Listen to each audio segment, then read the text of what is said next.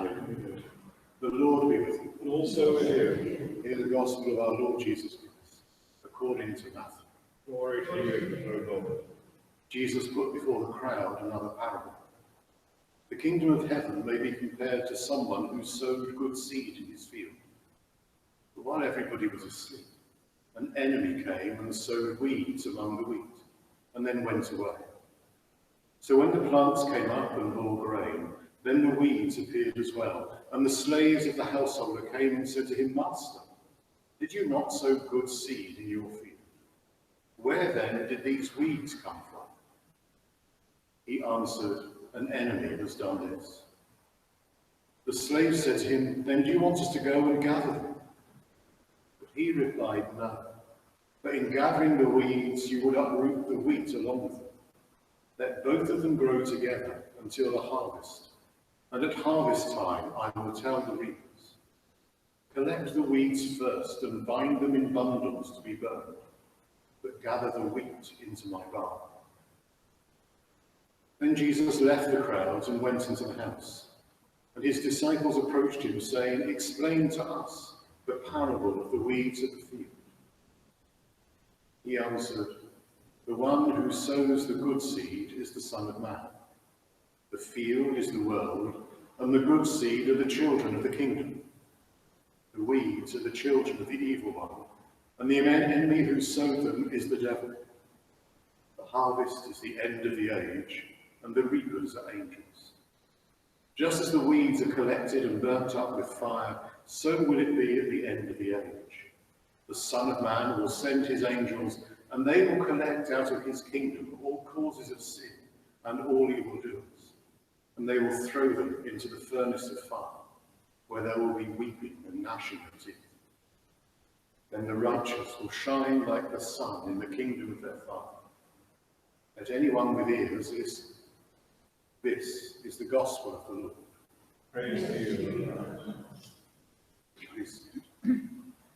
I speak in the name of God, Father, Son, and Holy Spirit. Amen. It was for a while all so easy. Life was very simple because we all did the same thing. We all stayed indoors. We all weren't allowed to go into churches. We all had to follow the same way and the same rules. And then the world got tricky. My life got more complicated, and the stress levels for myself and colleagues began to rise as the rules became less clear, as it became less certain what each of us should be doing. And endless conversations by phone and by this dreaded Zoom that we seem to be living under all the time, to discover that none of us knew what the answers were. Boris would make an announcement on a Wednesday at a press conference, and you had to wait till Friday at midnight to discover what the government thought he'd said. And they often said, and that starts from tomorrow morning, are you ready? Surprisingly, most of us said, no, we're not ready. We need a bit more time. And we're in a state where we're all looking over our shoulders. And one of the great challenges has been not to look at what everybody else is doing, not to become over-concerned with how another group of people are responding to the instructions that we've been given, not to worry about what our colleagues down the road might be up to, not to worry about how they are streaming their services or not to worry about how many people we can fit into our churches. It's not a competition. But sometimes listening to the deanery chapter as it reads, it does sound a bit as if we're all trying to see that we're getting more people in than you are. The reality, of course, is that we have to be confident in who we are as ourselves, to do what is right for us, to do what works in our context. And that's been the constant message from the bishop and his team. Do what's right in your place. Do what's right for your community. Do what's right for everyone whom you have a care for. And don't worry about what others are doing or saying or thinking. And that, I think, lies a bit behind the gospel reading we've just heard from St. Matthew. The story of the seeds that are sown. And some seeds grow up producing good harvest, but others are entangled with weeds and with things that shouldn't be there. And the instant response is we must go out and we must clear away the weeds. We must get rid of what those things are because they are not good.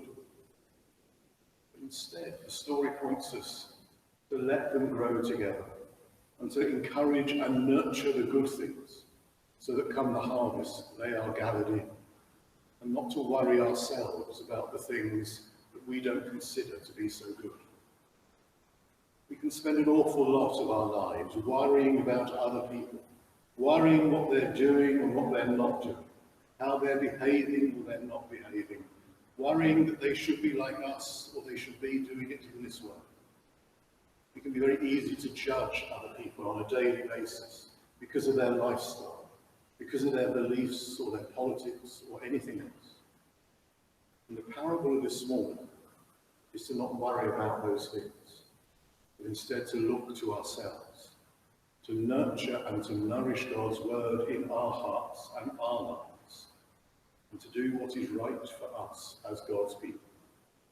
Not to be critical of others, not to try to root out others because they are not right, but to be faithful in our own lives and to live our lives as we believe God is calling us to be.